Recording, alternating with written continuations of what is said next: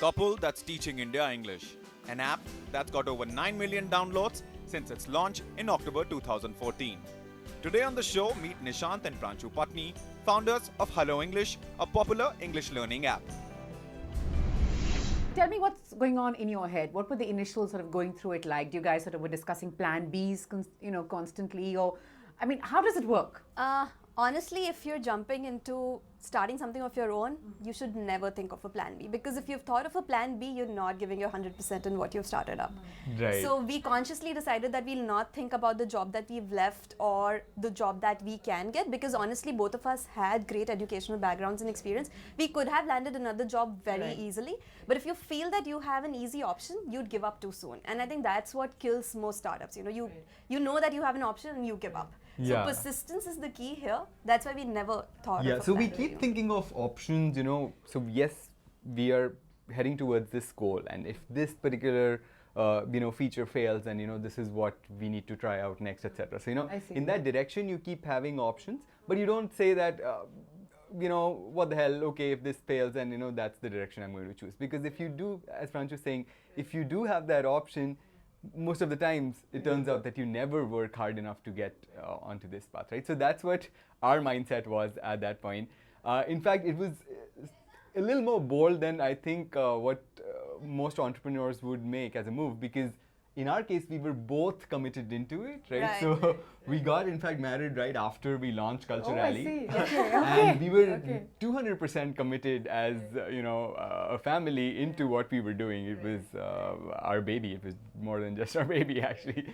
So but having just one clear focus sort of helped us This a is lot. it. I'm going to make this happen. Yes. Exactly. Basically. In That's giving the our- spirit. You 100%. pivot within it. Sure. I mean, I think for 99% of entrepreneurs, how you envision your company while you're starting up versus where it lands a year, 2 year, 5 years down the line, it's never exactly how you'd planned. So there are pivots in the journey, but what one shouldn't do is let that pivot be like another career option, because then you know that hey, there is a cushion right there. Why should I walk on this rocky road? Why don't I just go and sit there, right? So that's what we avoided. So you're talking about this journey now. Here you are, where sort of definitely undisputed leader. At least at present, you've held this space for a while. Has the success taken you aback? Like, is this more than what you thought, especially at the pace with which things have moved? Well, when we were sort of designing a product for this opportunity, we knew that it was a problem that's being faced by billions, right? Not just millions. So we were sort of, when at the outset itself, we were expecting to solve a problem at scale. So it hasn't, from that perspective, come as a surprise that, when we were really able to develop something which could solve that problem, it got taken off that well. On the other hand, yes, I mean, when there is sort of success and when there's sort of not as much success, right? Both of those sort of can hamper you emotionally into, how you're motivated and how you're delivering to the job that you're designed to do. I think in both of those cases, we personally make a point to sort of detach ourselves. So one is what we are doing. It is difficult. Sounds very tough. It is difficult. I mean, you're making it seem easy, but I I know it must be tough. But it's the same sort of a detachment that sort of allowed us to keep going when it hadn't reached that pinnacle. And it's, I think, the same sort of detachment which again allows us to sort of be blind to So don't let the successes or the failures really get to you. Which one of you is more emotional and takes things to heart more? I'm not sure. We're emotional about different aspects, perhaps, right?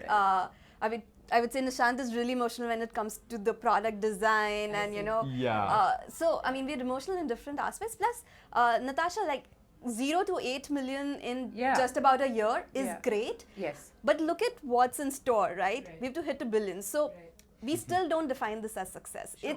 It's the right step towards success, but we've not gotten it yet. So, there's a long way for us to go. I think we're on the right track, though.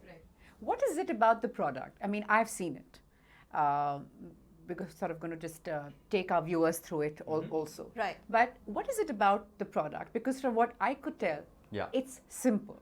Yeah. And I've always believed that that's the key to getting it right. You know, it's simple. Yeah. It's easy on the eye. Right. And with very limited understanding of English, Yeah. you can go through it reasonably easily. Exactly. Exactly. Tell me, what else do you believe Yeah. is sort of making the product a hit? Right.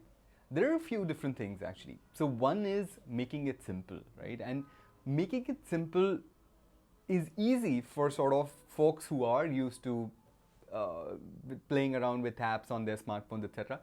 Turns out it's not that simple for folks who are first-time smartphone users, I see, right? I see. And that's the user who is You're our typical targeting. user, Yeah. right? I mean, Yeah. that's the user who's not sort of used a lot of apps till now, because he doesn't know even basic English, right? So it's not the user who's spending time on Facebook. It's not the user who's sort of super fluent with WhatsApp, etc. Turns out it's the guy who's a first-time smartphone user, and as an app, it's our responsibility to have him, welcome and feel at home, and really nudge him that this is the button that you now need to click, and this is when you need to speak into the app, and so on, right? So we do that, and that's the core USP, as you point out. But we do that for different vernacular languages, right? So we do that for 15 different vernacular tongues in India now. So no matter if you are a Gujarati speaker or an Assamese speaker or an Urdu speaker, right, you will still feel at home, because this is unlike other apps which are designed actually for anglicized folks such as you and me, we took that pain to design it completely at the outset for this person who can't speak any English. That's one. The other thing is that even the content that sort of gets packed in the app is actually very, very carefully thought about, and it's designed for that Indian who's wanting to have his first conversation in English. So unlike sort of other international products which try to solve this problem by taking something that was designed for the US customer or for a Latin American customer, we took the... We can't have this one-size-fits-all situation. Exactly. We are Absolutely rather not. unique Absolutely. in where we are and our Absolutely. understanding. So the problems, what it actually tries to teach you are the mistakes that Indians make, when they're thinking in Hindi or thinking in Gujarati and trying to utter And that's an English. important point to understand, to get into the Indian psyche, that we think in our language and then we try and translate it, which is why we speak the way we do very often. So how much of this was trial and error? I mean, did you keep seeing it and saying no, nah, no, and then, or did you get it like bullseye first time around? Like, how does it No, I mean, it never works like that, honestly. It is always an evolution, So we started off, so what we did was we had English experts who helped us design like the overall pedagogy, and after that we had to evolve it a lot for all of the Indian languages, right? So a product for Hindi to English again would be different if you're going for Tamil to English, right? Because those two languages are very different as well, right? Tamil grammar is very different from English grammar. So let me try and understand that. It's not just if I choose, say, you sort of design the code or however else it works, pardon me, I'm far from a techie, but you design the code, say, to take me through a learning chapter from Hindi to English, but it's not just a copy-paste if you're doing it in Tamil. No, you are it's then not. having to tweak it to get into the mind The of content. the... Exactly. So what happens is you've got to take care of the entire sort of language structure in a particular language versus English, and then pay attention to the differences and then really bring those home. I see. Whenever you're sort of moving, replicating it for another language and so on. So it's not sort of a simple copy paste or a translation which is needed. You actually need to understand the structure, the grammar nuances, and then really make sure that people understand those nuances and get those right. So that's one of the things. Yet not make it overwhelming for the user. Yeah. Right? So when you said the product is simple, really what happens is there are two ways that you can make a product simple. One is just have very limited features, and the second is that you have the most advanced feature but blanket it in the way that the user experience stays really simple, and that's what we've done. If you look at the app, it lets people talk into it, it lets them play, it's touch interactive, voice interactive, it has lessons, games, lets them read news, everything that you need for English learning, yet the experience is such that the user would feel it's a friendly app, right? They won't get overwhelmed. Exactly. So that was the key, even with the content and that's the an tech important piece. point, because that does tend to happen, because my sense, and again a lay person, I'm just trying to understand this space, is that sometimes there's a lot of like, look what I can do with this app. Exactly. I can show off this and I could do this. But from my perspective, I'm still struggling to get basic things done, saying, Right. damn it, this is not, this Yeah. is not. Right. So, okay, so, and you're saying that there was sort of trial and error and you had to tweak Absolutely, constantly. it's an evolution, and it's still an evolution because we constantly learn from the sort of mistakes that people are making. You know, these millions of learners, when they interact with the system, they're actually giving us feedback on, you know, this is the sort of mistakes that I am see, making, I and see, this is the I sort of see. mistake a Tamil user will be making, and that is constantly adopted in the product. You know, so in fact, over the past year or so, there are 250 different versions of the app that have come out in the Play Store. You know, so that sort of shows that evolution, Right. that Yeah. you know these Right. learnings have been Constant need to- constantly, right. adopted back into the app.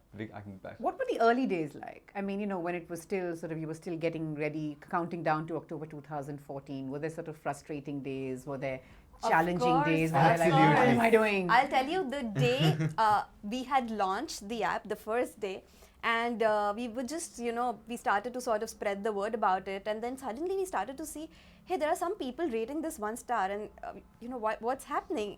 And we realized that, just a small tweak that was needed and it wasn't opening on certain devices. I see. So when you're starting up, there are just so many variables when it comes to the product, when it comes to the design, comes to the content, and the more feature-rich your app is, more these variables are, right? Yeah. So all you need to do is really, talk to the user all the time, realize what's the smallest point that these guys are facing, and then keep tweaking your app continuously, right? So you can't slow down. So in fact, our original plan was to sort of launch it beginning of 2014.